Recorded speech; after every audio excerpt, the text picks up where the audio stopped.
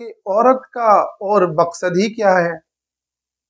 عورت اور جو ہے عورت کا وجود کس لیے ہے؟ اگر یہ نہیں تو پھر کیا ہے؟ ہم کہتے ہیں بھائی اسلام تو یہ بات نہیں کر رہا، اسلام میں تو شادی کرنا فرض بھی نہیں ہے۔ یہ بھی بہت اہم بات ہے، اس کو بھی نوٹ کر لیں۔ اسلام میں تو شادی کرنا سرے سے فرض ہے ہی نہیں، ہر ایک کے اوپر اسلام نے فرض نہیں کی شادی۔ شادی کرنا جس کو گناہ میں واقع ہونے کا ڈر ہو، جس کو واقعتاً ضرورت محسوس ہو، اسی کے حق میں مستحب ہے، اسی کے حق میں واجب ہے، یعنی اپنے اپنے درجے میں۔ بعض لوگ کے حق میں واجب ہے، بعض لوگوں کے حق میں مستحب ہے۔ ہمارے ایک دوست ہیں سید اکاشا، ان کی وال پہ میں نے ایک بڑا خوبصورت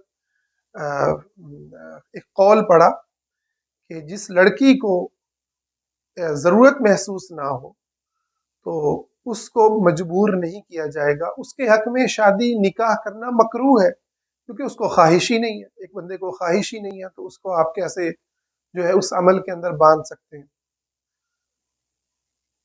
اچھا، تو اسلام تو بالکل ایک اور بات کر رہا ہے۔ وہ کیا کہہ رہا ہے؟ اسلام کہتا ہے کہ عورت اس دنیا کے اندر اس لیے نہیں آئی کہ وہ اس نے گھر کو سنبھالنا ہے، اس نے بندے کو سنبھالنا ہے۔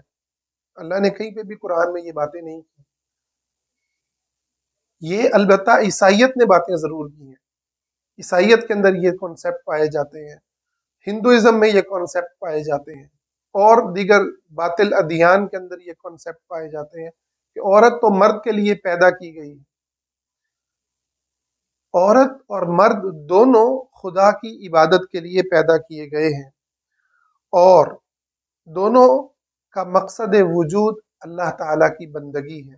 وما خلقت الجن والانس الا لیعبدون۔ اس انس کے اندر انسان بھی آ گیا، اور اس انسان کے اندر عورت بھی آ گئی اور مرد بھی آ گئے۔ تو یہ جو جواب ہے کہ عورت کا مقصد وجود، یہ جو آئیڈینٹی کا مسئلہ ہے، یہ اتنا اہم ہے، اس پر جتنی بات زیادہ کی جائے گی اتنا اگلی اٹھنے والی عمارت جو ہے وہ صحیح بنیادوں پر قائم ہوگی۔ اور اس چیز کو جتنا آپ اگنور کر کے چلے جائیں گے، اس کو جتنا دبا کے آگے چلے جائیں گے، اتنا آپ اگلے آپ کی جو اٹھان ہے وہ غلط بنیادوں پر کھڑی ہوگی۔